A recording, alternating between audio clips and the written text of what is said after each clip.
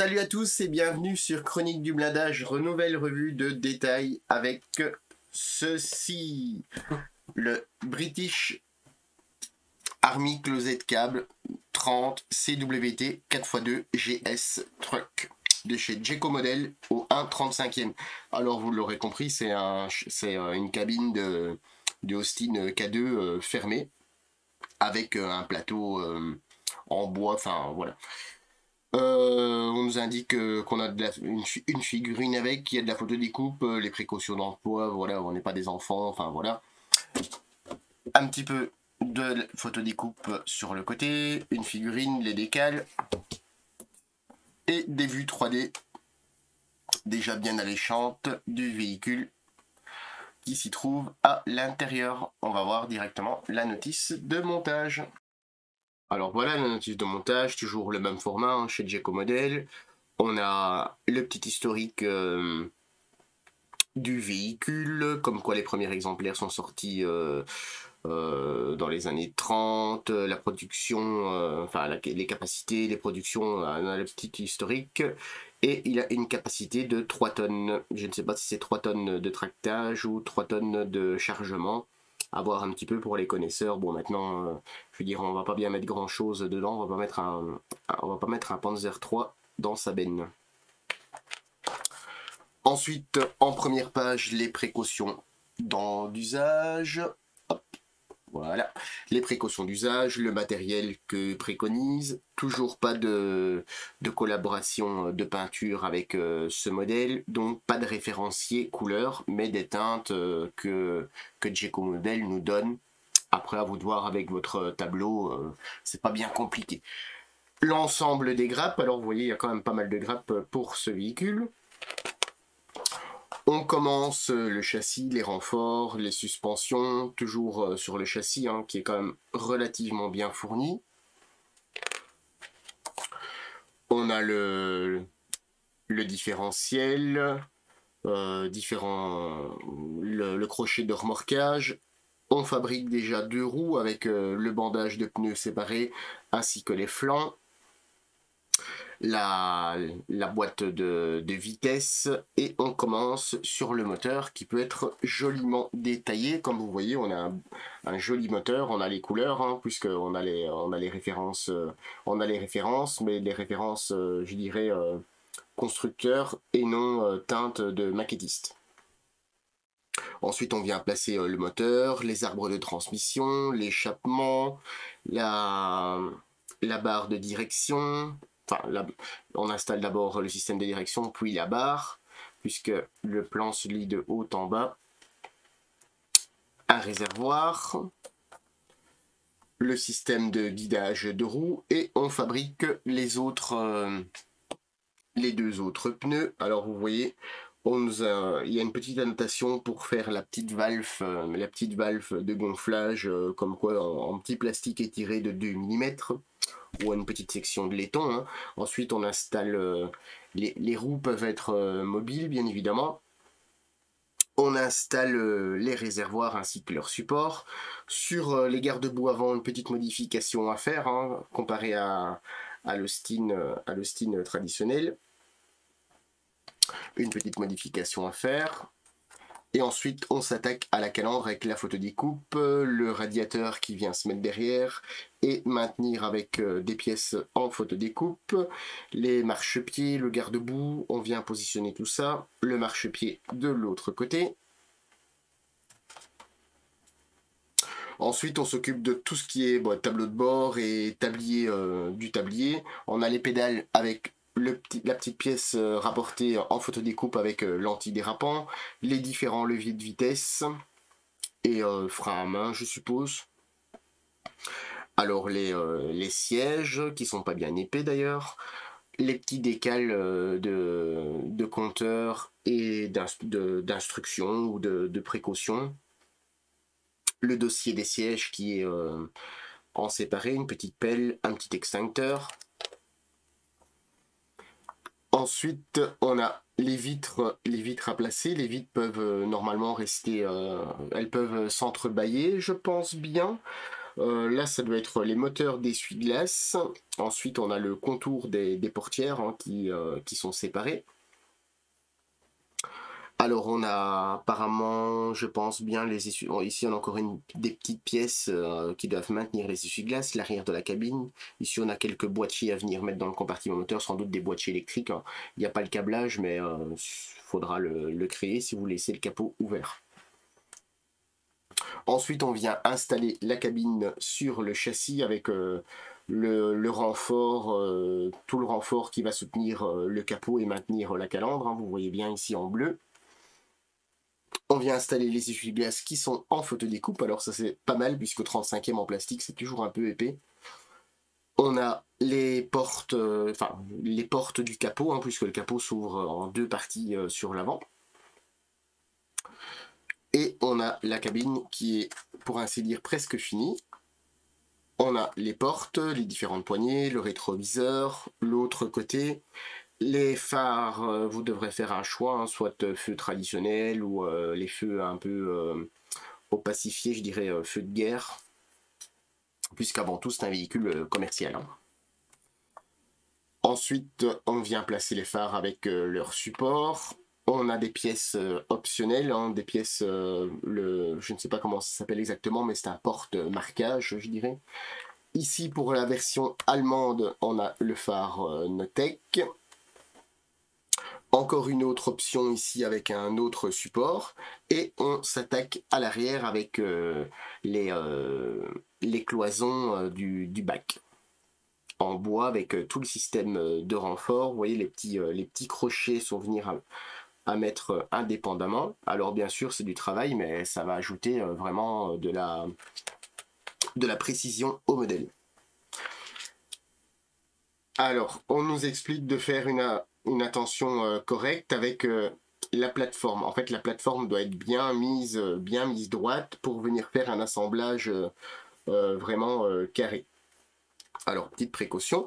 Alors, vous avez deux options. Vous avez juste l'armature de la bâche, ou alors vous pouvez faire le véhicule avec bâché. Ça, c'est vous qui allez choisir. Mais lors de la construction, il faudra quand même y penser. Comme vous voyez, on a la bâche qui est ici, hein, l'option 2. Qui est différente avec les pièces, hein, puisque l'avant et l'arrière ne sont pas les mêmes, puisque la bâche est déjà dessus. Tout le renfort du châssis de la benne arrière, la roue de secours. Ici, on est pour la version allemande uniquement, alors sans doute que le phare est complètement différent. D'ailleurs, je dis pas sans doute, c'est sûr et certain, puisque c'est un phare allemand. Je pensais que c'était au niveau des bidons. Les bidons, c'est identiquement les mêmes apparemment, mais le phare, lui, est complètement différent. C'est un phare allemand. Ici, nous avons les options. Vraiment, on voit les deux avec l'armature et avec la bâche. Alors, une bâche en plastique, c'est bien, c'est toujours bien, mais bon, c'est jamais très réaliste, même si le plastique a fait énormément de progrès. On a différents coffres, les garde-boue avec leurs petites bavettes en photodécoupe. Même chose de l'autre côté. Et on a la figurine, hein, ici avec, il n'y a pas vraiment d'assemblage, il y a la numérotation des pièces, ainsi que les teintes à utiliser. Alors, il y a des petits câbles à venir installer si jamais vous mettez la bâche, ainsi que sur tout le pourtour, puisqu'il faudra percer et venir faire un petit peu le câblage en accordéon pour avoir vraiment un réalisme top. La première décoration, ici on est sur la 70e Infanterie Division à Tobruk en 1941. Ensuite, on est à Leamington en Angleterre en février 1941. Vous voyez, c'est en kaki green numéro 3. Alors à voir, puisque je sais bien que les Anglais ont un kaki un peu particulier, un petit peu un vert bronze. Et on nous indique ici, par exemple, pour les véhicules, que la cabine intérieure et de couleur originale kaki green. Donc les véhicules apparemment auraient été fabriqués tous dans cette couleur-là et après repeints dans l'autre couleur. Ensuite, ici, on est sur un nom à Rabochi Krestenienkaya. Enfin voilà, c'est un nom imprononçable pour moi. En milieu 1942, même chose, hein, on nous indique que l'extérieur c'est repeint, donc c'est sans doute du matériel envoyé en Russie, puisque c'est du kaki green numéro 2, ou alors repeint en Russian 4BO, mais l'intérieur de la cabine, lui, reste en kaki green. Et ensuite, vous avez une version allemande, capturée par les Allemands, en gris, je dirais, traditionnel, sur le front de l'Est, en unité inconnue. Mais bon, c'est toujours probable. Toujours des petits accessoires fournis dans la boîte hein, chez Jeko Model, ça c'est toujours bien. Et les remerciements faits par la marque. Et nous, on va voir un petit peu ce qui se trouve dans la boîte. Alors, la première grappe ici qui comporte les portes, on a un tablier, différents renforts de ridelles, le côté de la cabine pour accueillir les portes, hein, puisque c'est un kit, je dirais que je ne sais pas lequel est dévié duquel, mais du moins ça existe en version avec une cabine soft top, en version sans toit et sans porte. Alors on va voir ça de plus près. Alors vous voyez, les côtés des ridelles est très très bien marqué au niveau des rivets. Alors il n'y a pas de veinage de bois. Alors c'est dérangeant oui et non. Hein. Maintenant, en fait la seule difficulté c'est que les rivets sont tellement jolis que si jamais vous allez vous amuser, je pense, à faire le veinage des bois, vous allez abîmer les rivets. Après maintenant c'est un choix. On a les portes qui sont ici. Alors le plastique a des petits effets un petit peu de marbrure, mais il n'y a pas de... je veux dire, il est parfaitement lisse. Hein. C'est la texture du plastique. Je le dis puisque je le vois en fait en retour. Ici on a le tablier avant, vous voyez, c'est super bien fait. Sur l'intérieur, même chose. Aucune pastille d'éjection. Ici vous avez tous les petits ergots, vous allez devoir venir mettre les petits crochets. L'intérieur des portes aussi, très bien gravé, hein, avec pas mal de détails. Les pastilles d'éjection ici à l'intérieur sont quand même plutôt bien mises, hein, puisque je pense même pas que c'est une pièce qui sera visible. Et on en a fini avec cette grappe. Alors ici on a une autre petite grappe qui comporte un support de siège, un marchepied. Vous voyez au niveau des qualités de la pièce. Alors on a deux grappes comme ceci. Alors on va faire les petites grappes. Alors il y en a quand même, je vais les mettre de côté. Il y en a 4 comme ceci, avec les petits crochets en fait qui vont dans la benne. Hein. Vous voyez les petits crochets de maintien, sans doute de sangle ou autre. On a vraiment une très belle qualité. Vous voyez, il n'y a pas de bavure ni rien, même sur des toutes petites pièces comme ça. Alors il y a 4 grappes comme ça. Celle-ci, il y en a 2. Ici, même chose, hein, c'est un petit renfort sur le châssis, une petite caisse.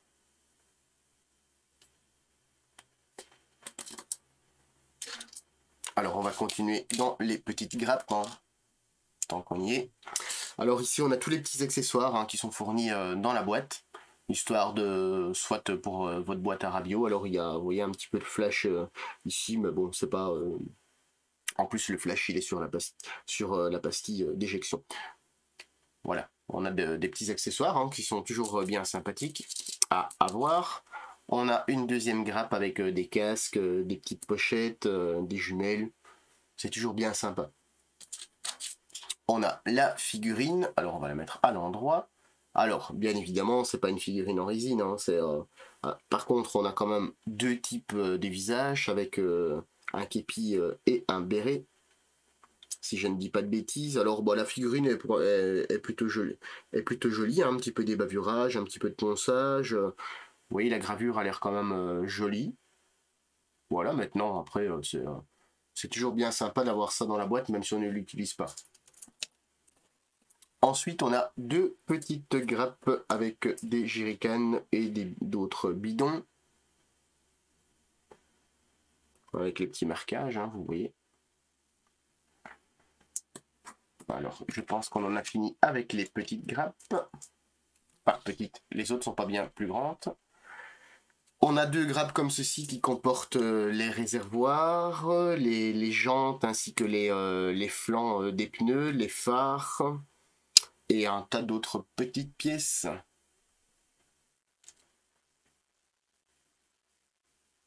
Alors je trouve ça, certaines pièces sont judicieusement attachées. Alors personnellement, par exemple pour les phares, je préfère poncer l'arrière du phare plutôt que le bord du phare. C'est des petites choses, des petites attentions qui sont vraiment pas mal. Alors au niveau de l'inscription, hein, vous voyez, c'est bien inscrit Dunlop, Track Grip. Et après vous avez la dimension du pneu. Alors les jantes sont jolies, hein, au niveau du contour c'est bien. Et alors je sais pas si vous voyez ici, juste en dessous, il y a une petite trace et c'est là que vous allez venir mettre la petite pipette de gonflage. Ici, on a une grappe hein, qui est destinée aussi à un autre boitage. C'est pour ça qu'on a une deuxième cloison. On a une deuxième cloison à voir laquelle. J'ai pas vérifié laquelle on va utiliser. Il n'y a pas beaucoup de différence. Alors on a le volant, tout le garde-boue avant hein, qu'il faudra venir supprimer ces deux petits ergots ici. La calandre avec le logo. Des parties du moteur, l'arbre de transmission, le système de frein, hein, frein à tambour, les portes du capot moteur. Vous voyez, toujours pas de pastille d'éjection sur les parties internes et externes. Ça, c'est toujours top. Ensuite, sur cette grappe-ci, on a le châssis, l'échappement, le différentiel, le moteur, toutes plop, plop, la suspension, voilà, désolé, je ne retrouvais plus mes mots, la courroie, les différentes poulies et autres.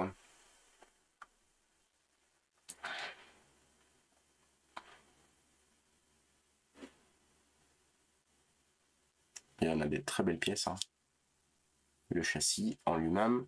Bon, on a un véhicule qui fait ici le châssis pour vous donner une idée. Le châssis ici fait, hop là, vous voyez, fait 15 cm. Donc à mon avis, on peut rajouter facilement 1 cm. C'est un véhicule qui doit faire 17-18 cm à mon avis terminé, pour vous donner une petite idée. Donc on a déjà quand même un beau véhicule terminé. Hein. Alors, une petite ligne de moulage sur le pourtour ici des lames de ressort. Autrement, rien de vraiment particulier. La grappe ici comporte l'avant de la cabine avec où viendront se mettre les vitres du pare-brise, le toit, le plancher, l'arrière de la cabine. Alors ici on a les deux parties de la caisse arrière mais bâchée. Et la ridelle arrière je pense, si je ne dis pas de bêtises. Alors vous voyez, bon, le résultat est quand même pas mal hein, au niveau de la bâche, hein, puisque vous voyez ici on a vraiment le repli, c'est vraiment bien ondulé, même si moi personnellement je trouve jamais ça très très convaincant. Après c'est mon avis. Hein. Parce que bon, la technique du mouchoir en papier, c'est un peu démodé. Pour revenir recouvrir ça, c'est voilà. Après chacun fait ce qu'il veut. Hein. Mais vous voyez ici sur des pièces qui sont quand même relativement grandes, la qualité avec la petite sangle enroulée pour venir fermer tout ça. Ici on a le toit de la cabine, alors je suppose que l'intérieur ça doit être un peu matelassé ou un peu d'isolation, je ne sais pas exactement. Il y a le petit rivetage qui va bien. On a ici l'envers, alors vous voyez il y a des petites pastilles d'éjection, mais là vous ne les verrez pas puisque vous devez mettre le tablier, l'autre pièce. qu'on a vu précédemment. On a le plancher qui est en bois du véhicule, l'arrière de la cabine, même chose. Les pastilles d'éjection sont mises sur les pièces où vous allez mettre les coussins. Ça c'est très très intelligent. Pas très intelligent, oui et non, mais les constructeurs ne le font pas. Alors on a un deuxième châssis ici qui est presque, pour pas dire de bêtises, presque identique à l'autre. On va voir. Il est hop.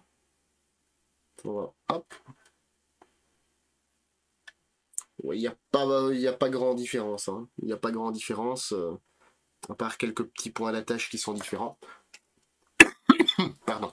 Il y a quelques petites différences sur les châssis, notamment des points d'attache, mais il n'y a rien de spécial. On a une autre calandre, hein, toujours avec le joli logo. Donc il faudra bien faire attention de prendre les bonnes pièces pour ne pas avoir d'erreur par la suite et se dire le constructeur il a mal fait ça. Il faut tout simplement bien se repérer. Alors vous voyez la bâche, elle est enfin je dirais en une seule pièce, mais il y a les deux autres que vous allez venir mettre sur le côté. Alors il y a quand même une belle texture. Vous voyez, les trous sont faits pour venir passer les sangles en zigzag. Il y a l'armature, par contre, là, ici, il y a des pastilles d'éjection, puisque sur une pièce aussi grande, c'est vraiment c'est inévitable. Mais de toute façon, si jamais vous choisissez la bâche, il va falloir modifier une de deux autres pièces, puisqu'il faut la fermer, ou alors il faut venir faire un enrouleur, enfin une bâche enroulée avec du milliput ou autre pour venir faire l'arrière. Alors les autres pièces, hein, comme tout l'autre kit, c'est fantastique. La dernière grappe de partie transparente, alors on a l'armature de la benne arrière, on a le plancher, et ici on a toute l'armature si vous ne mettez pas la bâche, ou alors si jamais vous voulez faire votre bâche vous-même, c'est plutôt intéressant. Voilà. Alors, faudra vraiment détacher ça avec précaution. Et comme je l'ai déjà dit dans certaines vidéos de montage, bien repérer les points de tension avec votre grappe, puisque si vous allez commencer à faire certains, on va dire, faudra regarder par logique, hein, puisqu'avec votre pince, en fait, avec l'épaisseur, ça va venir écraser, et en fait, vous allez déformer toute la structure.